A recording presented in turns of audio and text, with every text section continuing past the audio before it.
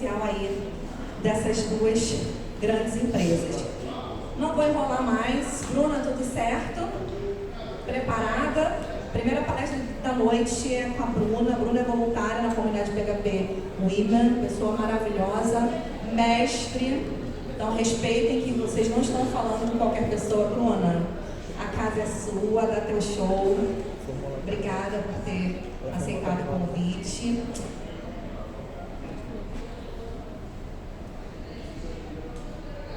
Tá contigo. Oi, pessoal. E aí, tudo bem? Boa noite. Então, eu vou apresentar a palestra Introdução à Experiência do Usuário para Desenvolvedores. Ela vai estar dividida dentro de 5 partes. Primeiro, eu vou falar um pouquinho quem eu sou, para você me conhecer. Depois, eu vou explicar o que é o X, para visualizar conhecimento, todo mundo vai. Estão me ouvindo? Agora foi, né? Agora foi. Foi? Tá. Então, primeiro eu vou falar um pouquinho sobre mim, depois eu vou explicar o que é o X, para todo mundo entender mais ou menos os pilares fundamentais básicos.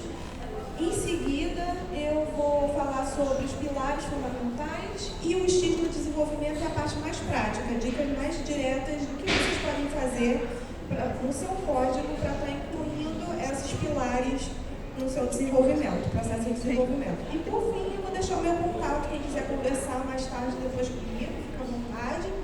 Estou aberta a conversa, monitoria, dúvida, só bater um papo mesmo, tá tranquilo. Então, primeiro, vou me apresentar. Eu sou a Bruna, trabalho há 7 anos mais ou menos com desenvolvimento de sistemas.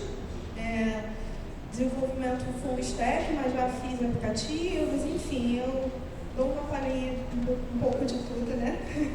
Acho que a vida do desenvolvedor é meio agitada. E sou mestre em ciência da computação. Graças a Deus consegui pegar meu diploma no início desse ano, graças a Deus.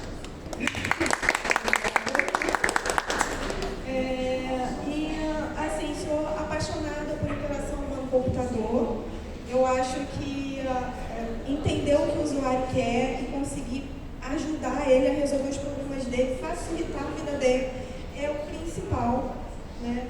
Então, para mim, todo sistema você tem que pensar em o que você vai fazer para melhorar a vida daquele seu usuário, como que você vai melhorar aquilo, o que você pode fazer para melhorar a vida dele, para agilizar a vida dele. E esse é o meu objetivo pessoal na área de TI, é essa, né? E, assim, eu sou uma pessoa muito multifacetada, né? Porque não sou um pouquinho nerd, mas não totalmente nerd, sou um pouquinho fitness, mas também sou totalmente fitness, né? Sou um pouquinho roqueira, na parte de samba, sou uma mistura meio louca. Então, assim, é importante a gente também falar que não existe um perfil para quem quer entrar para essa área, né?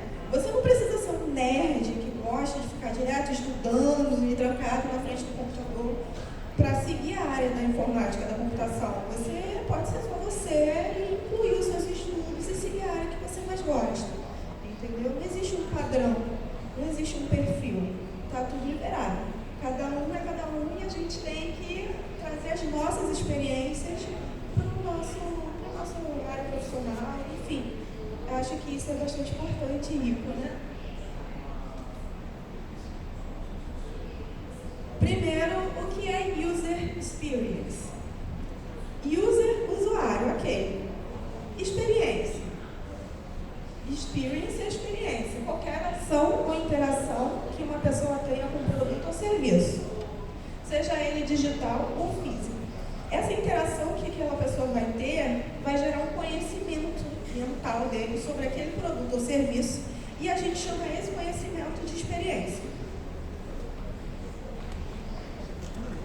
Então, a UX é uma disciplina bastante importante, porque ela é responsável em pensar, em estudar como que aquele usuário vai interagir com o seu sistema e como que o que você tem que fazer para melhorar essa interação daquele né? Então, se a gente tem uma loja online, por exemplo, o objetivo da loja online é o usuário fazer compras naquela loja, né? E a partir do momento que esse é o objetivo, você tem que pensar em formas de facilitar o processo de compra do usuário, para que ele consiga acessar essa loja online e consiga atingir o objetivo, que é realizar a compra que ele quer, da forma mais rápida e prática possível. E aí o X entra nisso, principalmente a usabilidade também, que é o principal ali para que isso tudo aconteça. Aí eu vou dar um exemplo que eu adoro, esse exemplo que é bem prático, eu sempre uso esse exemplo, que é o exemplo da balança. Então, vamos pensar que eu resolvi começar a fazer uma dieta, né? Pelo menos eu começo a dieta, né? A gente começa a dieta na segunda-feira, chega no final de semana, né? De planejar que temos que recomeçar de novo na segunda. Mas eu estava determinada a fazer dieta. Então, eu comecei a fazer uma dieta radical na segunda-feira e comi só frango e salada o dia inteiro e fui na academia, fiz atividade física. E na terça-feira eu já queria saber se eu tive algum resultado ou não. Eu estava ansiosa. Foi difícil passar a segunda-feira na dieta. E aí eu fui me pesar. Peguei aquela balança que tem no banheiro, sabe aquelas balanças simples?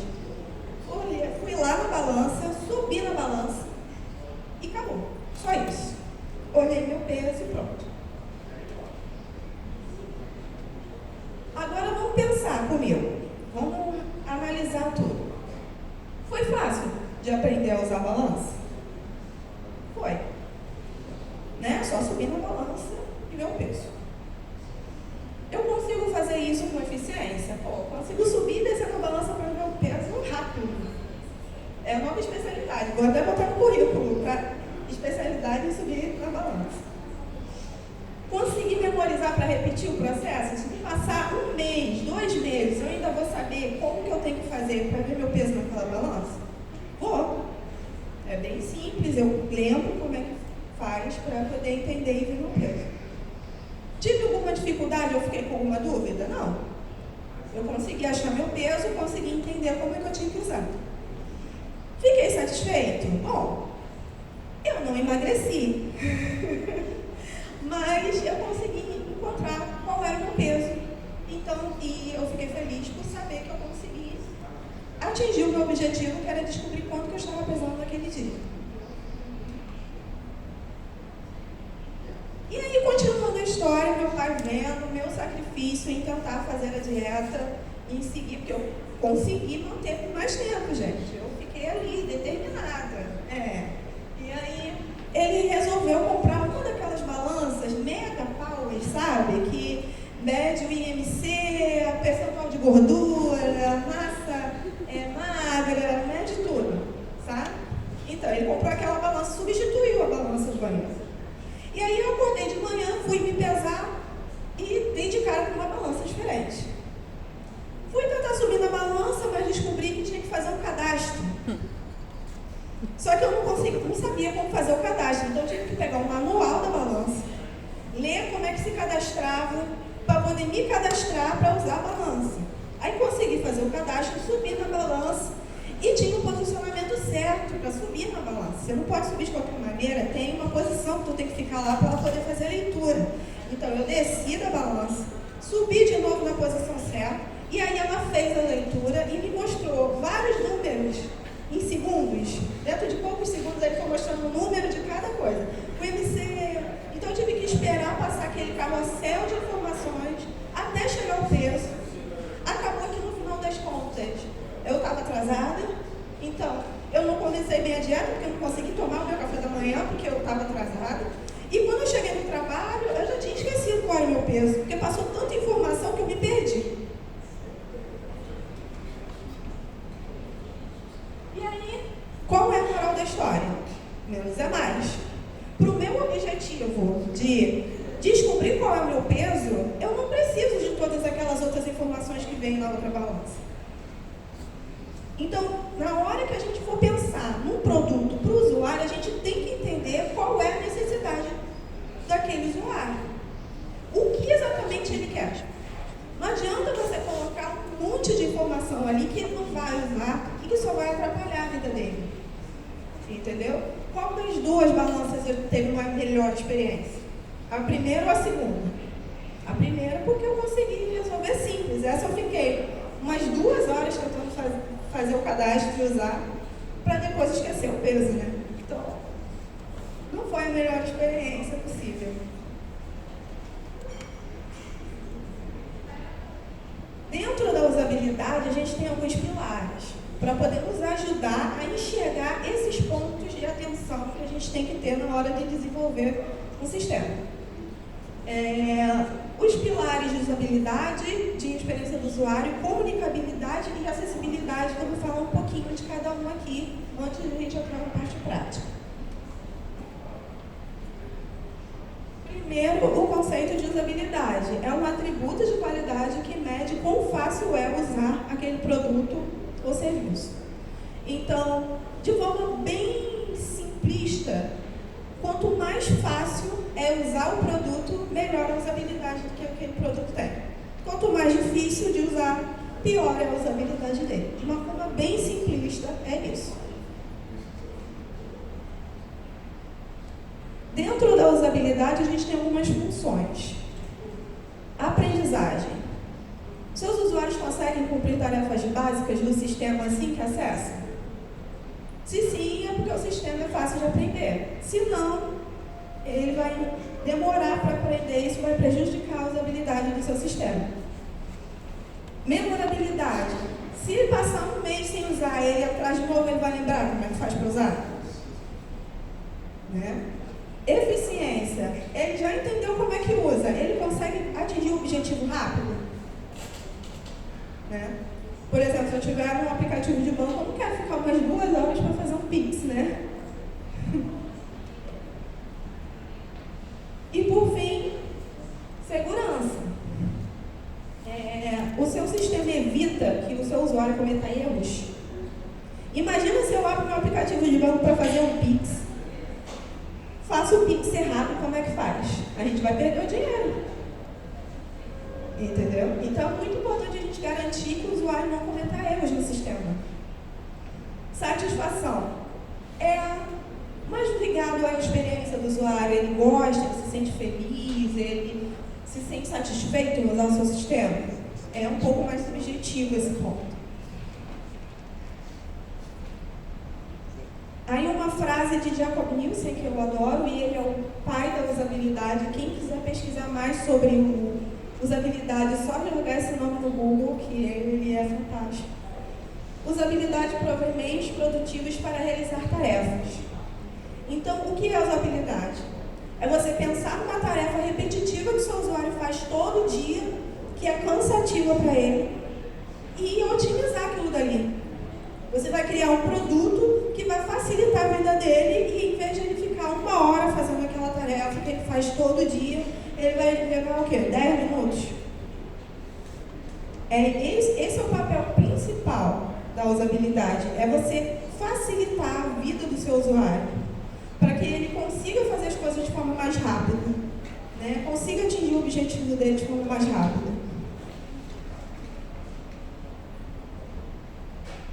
Aí, um ponto de atenção é que lá que são 5 critérios de usabilidade, você não precisa focar nos 5 critérios do seu sistema. Você tem que entender o objetivo do seu sistema e adaptar os critérios de acordo com o seu objetivo. Ah, mas como assim? Exemplo. Aplicativo de banco. O que é mais importante a gente priorizar ali dentro? Eficiência, para que a gente consiga utilizar o aplicativo de banco de forma rápida, não fique muito tempo fazendo uma tarefa ali dentro. Segurança, ele tem que nos ajudar a não errar, porque se errar, aquilo pode ser um problema muito grande lá na frente, na hora de desfazer, consertar, vai ser um grande problema. Facilidade de aprendizado. Pensa na quantidade de pessoas que usam o aplicativo de banco. Todo mundo entende de tecnologia? Só tem gente nova? Então a gente tem que pensar que vai ter gente idosa, gente que não tem costume de mexer com nada de tecnologia. E aquilo dali tem que ser intuitivo, porque eles têm que conseguir abrir o aplicativo e entender como tem que fazer as transações. Esses são os 3 para o aplicativo de banco. Mas para um jogo online, por exemplo, a coisa já muda um pouco de figura. Por quê? Num jogo online, quem está jogando, ele quer se sentir feliz, satisfeito, contente. Exatamente. Né? Então, a satisfação é muito importante dentro do jogo online. Muito mais importante do que os outros. Memorização também é importante.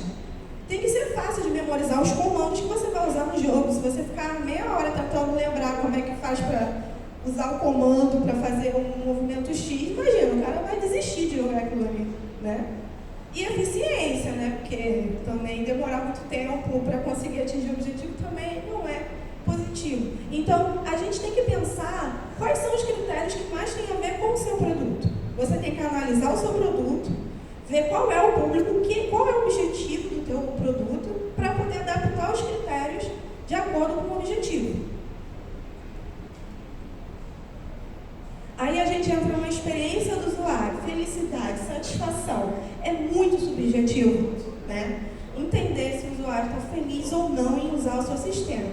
Para facilitar a coleta dessa informação, a gente também criou alguns critérios que vai nos ajudar a dar um norte se a experiência dele está boa ou não. Utilidade: o produto atende às necessidades do usuário?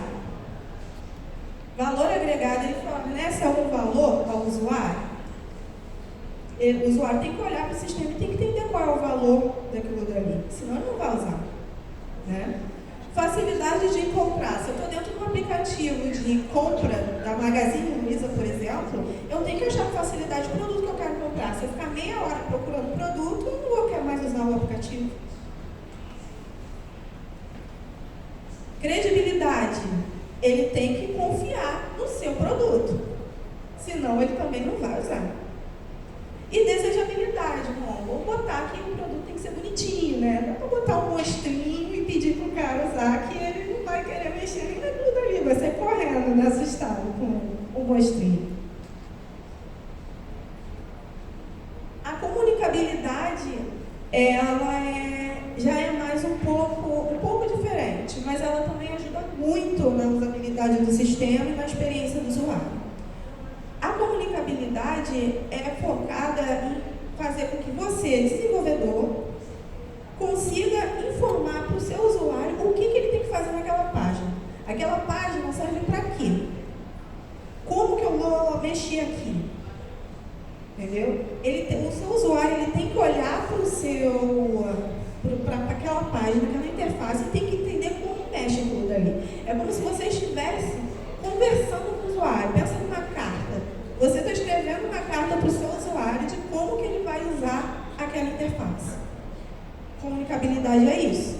E aí você pensa, se você escrever em inglês e o seu usuário entende só português, não vai ajudar, entendeu? Então, é muito importante você criar a página pensando em como que o usuário vai visualizar e se ele vai conseguir entender como funciona aquilo dali.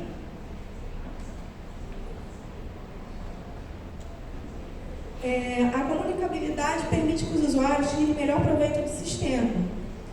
Por quê? Porque ele comunica estratégias. Se você traçou uma estratégia para ele comprar de forma mais rápida, isso vai ajudar ele a finalizar a compra mais rapidamente. Mas ele não vai adiantar se ele não entender aquela estratégia. Né? Então, ela é muito importante e pode ajudar muito, dar uma melhora muito grande na usabilidade do seu sistema por causa disso. E aí a gente entra na acessibilidade, que é a inclusão digital, né? Acho que está bastante movimentado esse ponto hoje em dia, graças a Deus, né? Todo mundo está pensando um pouco mais sobre inclusão digital e acessibilidade. Então a gente tem que pensar que todo mundo vai ser capaz de usar o seu sistema, não importa qual é a condição que ele esteja. E aí quando a gente fala sobre acessibilidade e inclusão social, a gente pensa que é só pessoas deficientes, mas não é. A pessoa pode ser cega, mas ela pode estar com catarata. Ela pode ser uma pessoa idosa que está com dificuldade de enxergar, ou ela pode ter um problema de vista temporário. E aí vai ter dificuldade de ver as informações no seu produto. ela pode não ter um braço, por exemplo, mas ela pode ser uma mãe carregando o neném enquanto mexe no telefone com a outra mão. Ela pode ser o entregador do iFood, que vai na moto mexendo no telefone ao mesmo tempo, a mobilidade dele para mexer no teu aplicativo vai ser muito diferente. Então, não é só deficiência, é qualquer coisa que limite o seu usuário. Entendeu? E agora, o X no desenvolvimento. Saímos da parte teórica. Como a gente já estava falando de acessibilidade, vamos entrar um pouco na acessibilidade digital, né? São algumas práticas que a gente pode incluir no nosso sistema que ajuda a garantir a acessibilidade para todos os tipos de usuários, qualquer tipo de deficiência. E aí a gente entra no WCAG.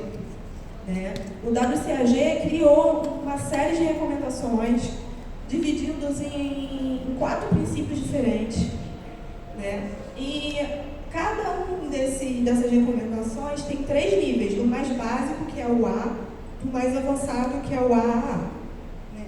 Existe um site bem legal que dá para acessar, e quando eu terminar de falar sobre os 4 princípios, eu vou mostrar aqui na tela o site, quem quiser acessar pode ser interessante. Né? É bem interessante o site, você pesquisar qual é o critério que você quer focar, se você quer ver só os níveis básicos, se quer ver o nível intermediário, dá para fazer uma busca bem legal lá para poder consultar isso mais tarde. O primeiro que eu vou comentar aqui é o perceptível.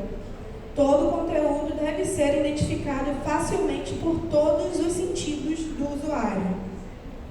E aí, desses pontos que tem, é exatamente esse card que tem no site, tá, gente? Eu literalmente peguei a imagem do card e botei aqui. Quando vocês acessarem o site, vão ver. São vários cards iguais a esse, né? Esse é o mais básico, peguei os mais básicos, por exemplo. E aí, utilização das cores. As cores não devem ser utilizadas como única maneira de transmitir conteúdo ou distinguir elementos visuais. Por que isso? Porque se a pessoa for daltônica, por exemplo, e você botar uma cor que ela perceba diferente, você vai ter problemas. Entendeu? Então, você não pode só focar na cor. Quando você, por exemplo, tem um formulário e vai dar um alerta de erro, não adianta você colocar o vermelho em algum campo. O ideal é você colocar um sinal de alerta, colocar a cor e colocar uma frase explicando o que o usuário tem que corrigir. Assim fica totalmente claro para qualquer pessoa que for utilizar aquele formulário como que ele vai fazer para corrigir aquele campo. Você garantiu de todas as formas que ele vai entender que tem um erro ali e o que ele tem que corrigir.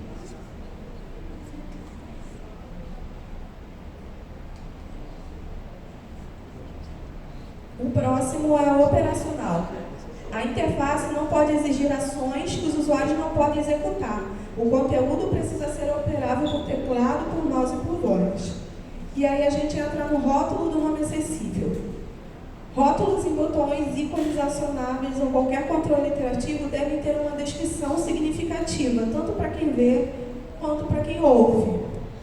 Então, se a gente tem um botão que tem uma mensagem escrita e a cara não consegue ler, não consegue enxergar porque ele tem deficiência visual, se você colocar um som com uma leitura sobre o que é aquele botão, já vai ajudar a vida dele. E se você colocar o texto, compre já o produto A, e no som você colocar só compre já, ele também não vai entender, tem que ser a mesma mensagem. Você tem que garantir que o cara que não está enxergando vai conseguir entender o que aquilo ali está querendo dizer, mesmo sem ele enxergar o que está ali.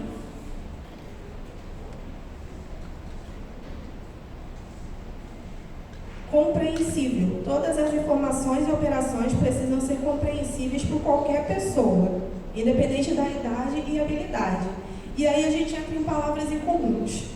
É bastante polêmico porque algumas pessoas gostam de usar alguns jargões, algumas expressões locais para poder se conectar com um público específico. né? O ideal é não usar aquilo ali. Porque se a pessoa não conhece aquela expressão, ela não vai entender nada do que você está querendo dizer ali. Mas se você quer muito usar para poder atrair esse público, principalmente o pessoal comercial gosta muito dessa tática, você pode colocar uma explicação do que significa aquela palavra.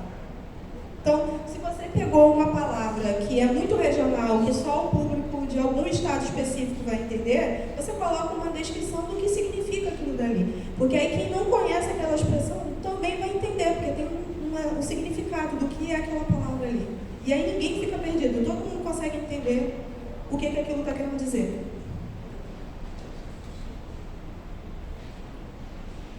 E por fim, o robusto. Aí aqui embaixo tem a fonte wcag.com. Vocês podem depois estar acessando. É bastante legal o site, mostrando os cardzinhos, quais são os princípios, as recomendações, os níveis. Tu pode filtrar por tudo. É bem interessante mesmo para quem quer se aprofundar um pouco mais nisso. O robusto, todo conteúdo deve ser robusto a ponto de funcionar em qualquer ambiente, tecnologia ou dispositivo. Ou seja, precisa ser compatível com tecnologias assistivas, como leitores de tela e navegações por teclado. Aí a gente entra naqueles leitores de tela, né? O cara que é cego, que eu comentei antes, né? Que ele precisa ouvir o que aquele site está dizendo, e dentro do HTML a gente tem esse nome, função e valor. Exatamente para isso, para quando entrar no leitor de tela, ele vai identificar qual é o nome, a função e o valor e vai conseguir ler para aquele usuário o que o teu site está fazendo, o que tem na tela, para ele saber o que está mostrando ali. Só que, dependendo de como você montar o site, não usar o HTML, por exemplo, usar outra tecnologia, se você não manter esse padrão, quem utilizar leitor de tela não vai conseguir ler. Tem muita gente que utiliza leitor de tela. Você não pode excluir as pessoas que não conseguem enxergar e usam leitores de tela. Então você tem que se preocupar em garantir que vai existir esse nome, função ou valor na sua interface, para que quando passar o leitor de tela, ele consiga entender o que aquilo ali está querendo dizer e consiga ler para o usuário o que está acontecendo ali naquela tela. Acho que para mim essa é a principal, a mais importante, sabe? Porque sem isso, muitos usuários hoje em dia ficam a ver navios e não conseguem mexer no site. No site, no aplicativo, enfim. Agora a gente entra no design responsivo, né? Que eu acho que todo mundo aqui deve conhecer, ou pelo menos ouvir falar sobre design responsivo, né? E aí é uma técnica que a gente adapta a interface para diferentes dimensões, né? Então, se você abrir no computador, ele tem que entrar numa resolução, se você abrir no celular, tem que entrar numa outra resolução. Isso é importante, né? Porque você consegue adaptar e garantir que a experiência do seu usuário vai ser a mesma, não importa a tecnologia que ele usa para abrir aquilo ali. Aí eu botei algumas práticas de design responsivo, né? O primeiro, que é o design mobile first, que eu espero que nunca morra isso, né? Porque o mobile tem uma série de limitações que no desktop não existe. Então, se você pensar em desenvolver o seu site para um celular, na hora que você for jogar ele para o computador, vai ser muito mais fácil o computador conseguir ler e ajustar todo o tamanho. O ideal é sempre você começar pensando no desenvolvimento para o celular, que a tela é menor, que ele tem uma limitação maior, que o carregamento das imagens é mais problemático, para depois você jogar aquilo para o desktop. Aí agora a gente entra no Container Queries, que é a evolução do Media Queries, né? A Media Queries, ela focava em ajustar os componentes para a tela, para o tamanho da interface. O Container Queries tem um Container Py, dentro dele tem todos os componentes filhos que vão se ajustar de acordo com o tamanho do Container Py. É uma evolução, é mais prático de você organizar os componentes na sua interface. Ele vai garantir que as informações se adaptem a diferentes resoluções né? Que o usuário for acessar tablet, celular ou desktop, né? Então, é uma prática muito boa e mais avançadinha do que a Media Queries, que já está ficando mais em desuso hoje em dia. E minimalismo, que eu sempre vou abordar isso, gente, menos é mais. Lembra da história da balança? Né? Menos é mais. Não adianta a gente botar 1 milhão de informações na tela, o usuário vai ficar se perder. Entendeu? Você tem que ser objetivo. Claro, se você for objetivo demais, você acaba perdendo a sua identidade. Então, é sim uma linha tênue para você não perder a identidade do seu produto. Mas não exagerem nas informações na tela. Menos é mais. Qual o objetivo daquela tela? O que você tem que fazer ali? O que o usuário tem que fazer ali? Se você botar caminhos demais para ele fazer a mesma coisa, ele vai se perder. Se você colocar informação demais ali, ele vai se perder. Então, o mais objetivo é melhor. E aí, depois que você definiu o objetivo, você pode botar alguns detalhes para dar um plus, né? Para criar a sua identidade ali, né? E agora a gente entra no X de aplicativos móveis. São alguns 3 pontos principais.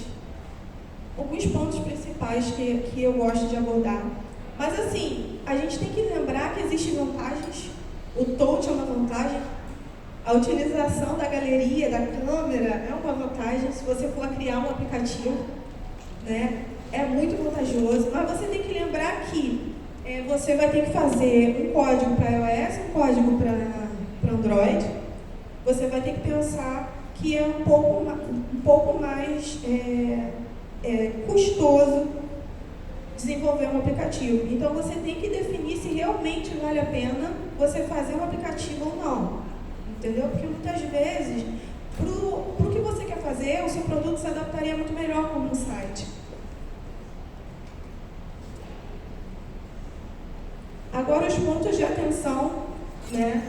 Gente, locais de clique. Vocês sabiam que o tamanho do dedo da gente é de 16 a 20 milímetros? Se você colocar um espaço muito pequeno para ele clicar, ele não vai conseguir clicar. E tu vê aquelas pessoas clicando com o dedinho, sabe? Porque não consegue acessar o local do clique de jeito nenhum. Gente, aquilo é horrível. Então, por favor, se preocupem com o tamanho do clique. Não coloque um tamanho pequeno. Tem que ser um tamanho que o usuário consiga tocar com o dedo dele, normalmente, e clicar. Isso é muito importante. Também é importante dar uma separação das áreas de clique. Se você colocar uma área de clique muito grudada na outra, o cara vai clicar no local achando que é um e vai acabar selecionando a opção errada. Entendeu? Então, bota uns 5 milímetros de distância, pelo menos, e um espaço grande para ele clicar, né? Para poder garantir que ele vai clicar no lugar certo sem gerar nenhum transtorno e nenhum erro para ele lá na frente. As imagens, né? Gente, imagem consome muito dado, muito do pacote. Nem todo mundo tem um pacote de dados mega power para conseguir ler qualquer imagem gigante que você colocar ali. Então, se você colocar uma imagem muito grande, a sua imagem vai consumir todo o pacote de dados do usuário e ele vai querer te matar depois porque ficou sem pacote nenhum de dados por causa da sua imagem, entendeu? Então, tomem cuidado com o tamanho da imagem. Resoluções pequenas para não pesar o telefone do cara. Alcance das mãos. Como é que vocês seguram o telefone? Com uma mão, isso aí. E aí, se você está clicando com um dedão, se você colocar alguma coisa lá no alto do telefone para ele clicar, como é que ele vai avançar? Exatamente. Entendeu? Então, toma cuidado com isso também. As informações mais importantes precisam estar no meio do telefone, que é o local que é mais fácil de ele selecionar. Se você colocar uma informação importante para ele selecionar lá em cima do celular, lá no alto da tela do telefone, ele vai ficar com raiva de você, porque ele vai ter que usar as 2 mãos para poder chegar naquela opção ao invés de usar uma só. Entendeu? Então, alcance das mãos é muito importante. E é isso, gente. Alguém quer falar alguma coisa? Acabei.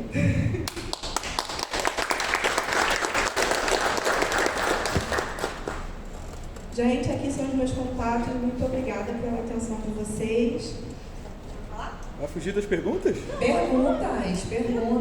Vou ficar a noite toda perguntando. Pergunta, quem tem? Precisa falar no microfone? Que chique, precisa falar no microfone. É bom, né? Bom, Já que temos, vamos usar. Parabéns pela palestra, um assunto bem interessante. Estava conversando aqui com a Thaís. Ouvi dizer que tem uma palestra de segurança aí depois, então vou fazer um link.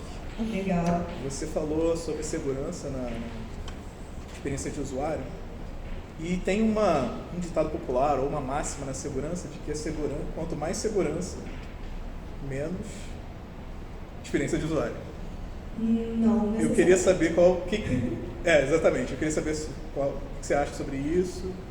Por exemplo, quando a gente tem, sei lá, um aplicativo que ele pede autenticação por 2 fatores, e aí o usuário não quer nem autenticar com um fator, né? Ele só quer botar a digital dele entrar, e a gente da segurança fala, olha, existe um risco, é melhor você usar uma senha de 32 caracteres. Não, brincadeira. Uma senha forte. O usuário não esquece a senha. Trocar a senha. Só cuidado com trocar a senha de 6 em 6 meses, não repetir a senha, letra, número, enfim. Acho que você entendeu onde eu quero chegar. Sim. E qual é como é que a gente relaciona isso, a segurança, com a experiência de usuário? De fato, tem realmente uma polêmica na área de segurança mesmo, né? Alguns pontos, como eu falei, não tem como ser abordados no seu sistema. Como eu falei, são 5 fatores. Você não vai conseguir focar nos 5 fatores. Até porque alguns atrapalham os outros, como a questão da segurança, que atrapalha a memorização, algumas vezes atrapalha a eficiência, porque o cara demora mais tempo para poder concluir a tarefa. Então, o cara vai perder um tempo com aquele critério ali de segurança para garantir a segurança, e aquilo vai atrapalhar a usabilidade. Você vai garantir a experiência dele positiva em outros pontos. Então, é um equilíbrio, entendeu? Aqueles jogos de equilíbrio, sabe? Você tem que saber equilibrar os 2 pontos da balança, lá bonitinho, é isso. Você tem que garantir que a experiência dele seja positiva em outras partes do seu produto, né? Ao mesmo tempo que garante uma boa segurança. Porque se não tiver segurança, ele também vai reclamar. Porque se alguém acessar o produto, o aplicativo, a conta dele bancária, né, com facilidade e tirar o dinheiro dele todo da conta, ele vai ficar com raiva. Entendeu? Então, para você garantir algumas coisas, sim, você vai ter que prejudicar outras. Mas você pode trabalhar na experiência dele para melhorar a usabilidade, garantindo outros pontos em que ele consiga se sentir satisfeito. Que, embora ele demore para acessar o aplicativo, tem a funcionalidade XYZ que faz com que ele fique super feliz e satisfeito em usar o seu sistema. E aí ele acaba ignorando o fato de que o acesso dele é mais demorado. Não sei se eu consegui responder. Não, perfeito. Mais perguntas? Alguém? Sopraram aqui, se ninguém tiver, ele tem outra. Vamos lá.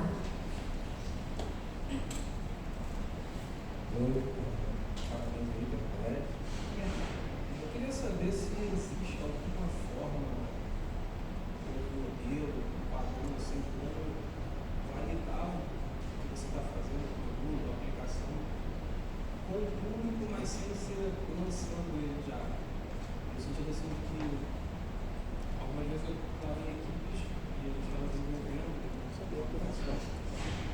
E a equipe envolvida na aplicação ela se torna assim, quase que nula ou bem baixa para sentir se a experiência está sendo boa, porque eles se tornam tão treinados para aquela tela, se tornam tão treinados para aquela experiência, eles não são mais completos.